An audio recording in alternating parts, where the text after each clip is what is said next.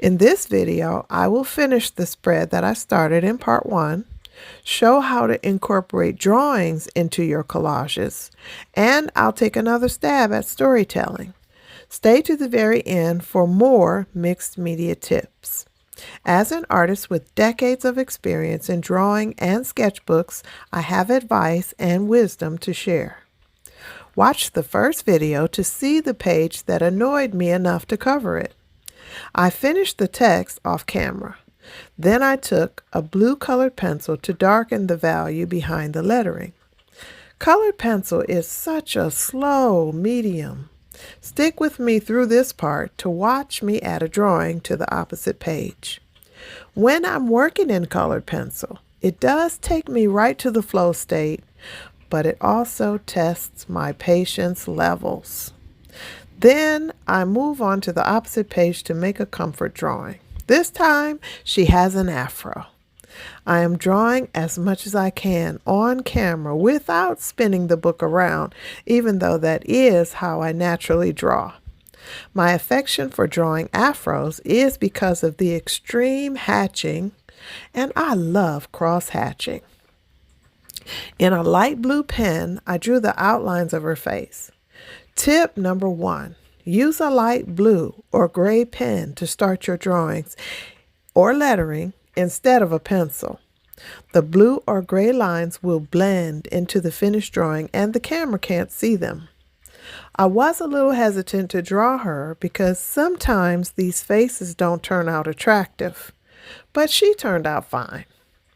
Then I chose to reinforce the lines I liked with 2 black fine liners. After drawing her face and hair, I drew small stars and spirals and silver dots to the spread. I added a blue colored pencil background and finished with a border in dark blue. But I still feel like I could add more. Do you have any suggestions or any questions? Please tell me in the comments. It started out as one page, and as I worked, it turned into a spread. It began small and insufficient and then grew. This reminds me of how my finances grew after I started tithing. I was about 38 when I got serious about Jesus. I had given my life to him almost a decade before, but since I wasn't studying or going to church, I wasn't growing.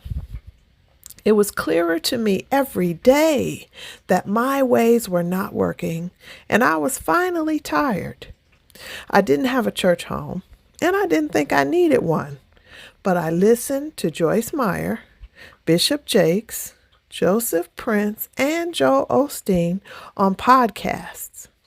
I think it was Pastor Prince that explained that you don't have to tithe. You get to participate in the benefits of it.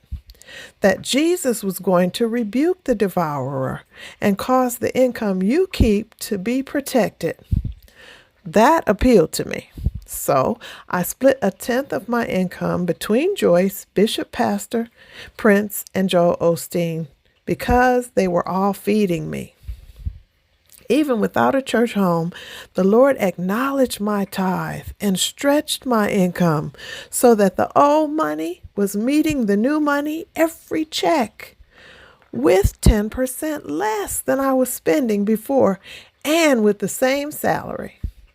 Before I decided to tithe, each day before payday, I was broke or overdrawn, returning bottles, or trying to deposit $4 so I could withdraw the $20 minimum from the ATM, or kiting checks for pizza because I knew by the time they cashed the check, it would be good.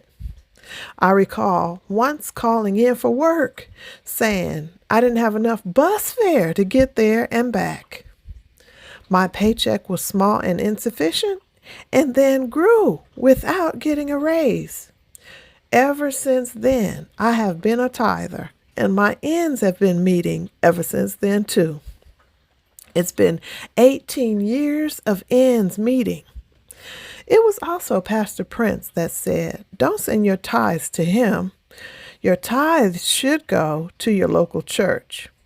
In that way, he helped me to see my need for a church home.